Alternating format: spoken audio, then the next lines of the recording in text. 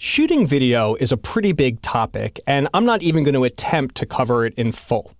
Rather, I just want to offer some tactical tips for shooting your video for YouTube for the best results. As we've said before, people use YouTube for different reasons, and I think it's helpful when you're planning your shooting to try to define exactly what type of user you are. If nothing else, it's definitely going to dictate the budget and the expectations for the production phase. So first, there's the idea of being at a professional level.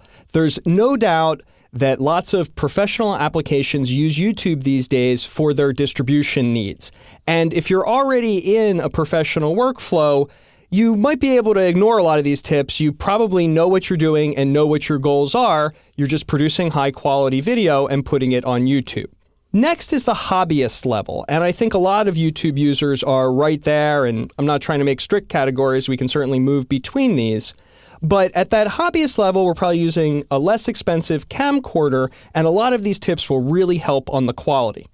The last category is something I call the new media category, and I just use that to indicate that there are some styles going on YouTube and podcast and video blogs that really are their own thing, and they feature things like people talking directly to a webcam and different types of styles that really weren't based on TV or film, but just come out of the new media.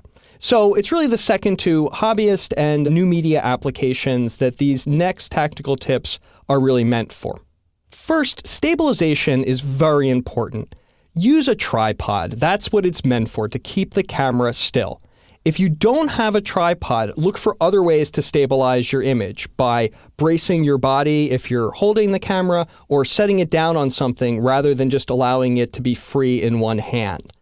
Second, be very cautious with any types of dynamic shooting. That's where you're moving the camera intentionally, or zooming, or panning. Moving the camera during the shot is called dynamic shooting, and it may be an attractive thing to do, but just keep in mind that once these big moves make it to YouTube, they might become somewhat distorted. So it's a good idea to keep a fairly still camera.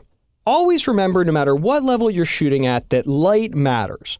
And you really can make a difference sometimes, even without an expensive lighting rig, just by opening the blinds, putting on some lights around the house. If you focus on it, you can make a difference even without a bunch of expensive equipment.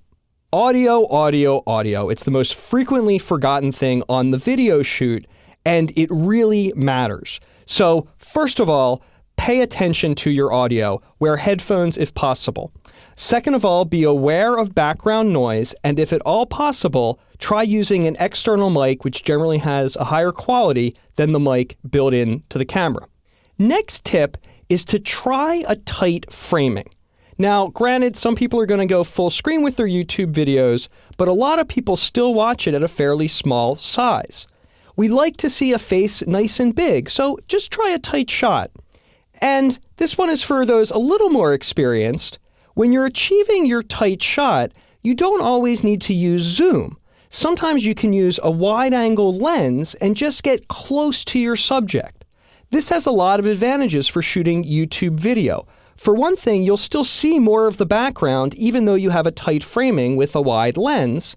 And second of all, if there are any movements in your camera, it won't be as noticeable because you're using a wide, not a tight angle. Again, shooting is a very large topic. This is not meant to be comprehensive whatsoever.